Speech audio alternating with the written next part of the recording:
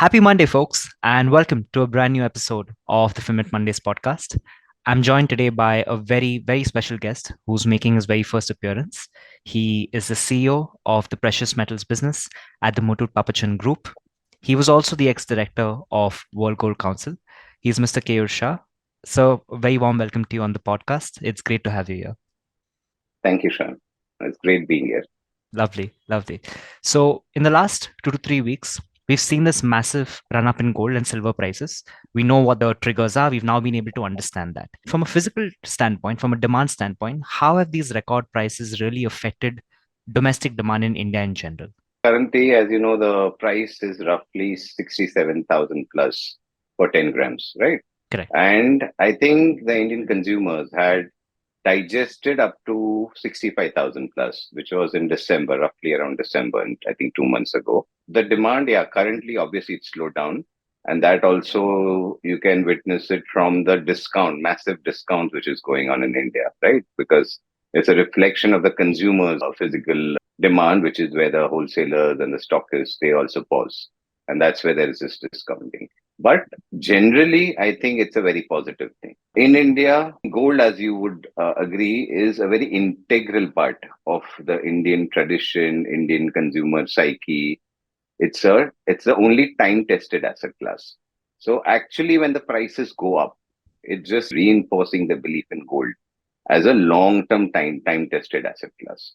So don't think I'm worried. I think the same question was posed when the prices went from 50,000 plus for 10 grams to 60,000. The same question will keep coming up.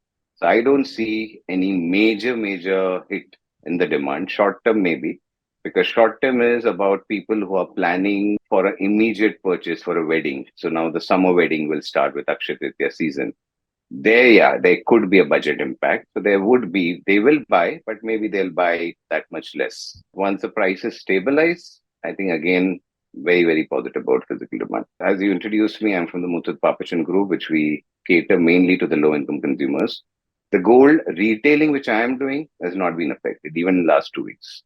Okay. And that is a representation of the real mass market.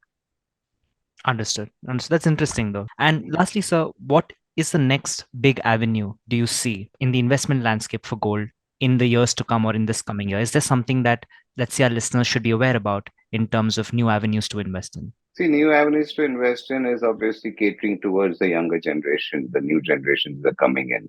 Probably they are not buying as much gold as their parents or their grandparents used to buy. There, I think the digital form of saving. And I typically use the word as far as gold is concerned in India as savings, not investment.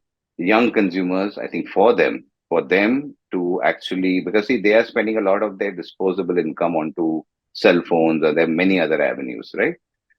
Which their parents didn't have that, and that they were taught always to invest in physical form of gold, or if they can afford real estate. These are the only two long-term time-tested asset classes in India. So digital gold is something which I see can be a game changer. There are various formats. So you have the sovereign gold bond, you have the EGR, which has been launched, not yet taken off so well on the exchanges, and you have the digital gold players in the market, including us. But still, you don't reach the last mile or the grassroots.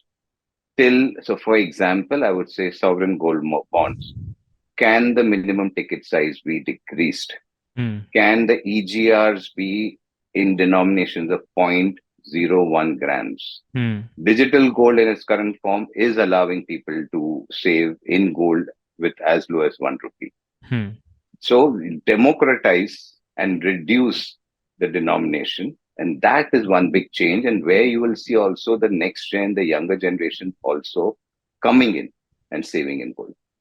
Thanks, Mr. Kaur. This was a very comprehensive and extensive view on your outlook as well, both past and present. Let's look forward to how the markets shape up for the remainder of this year. But thank you so much for joining us on this podcast and take care. Thank you. My pleasure.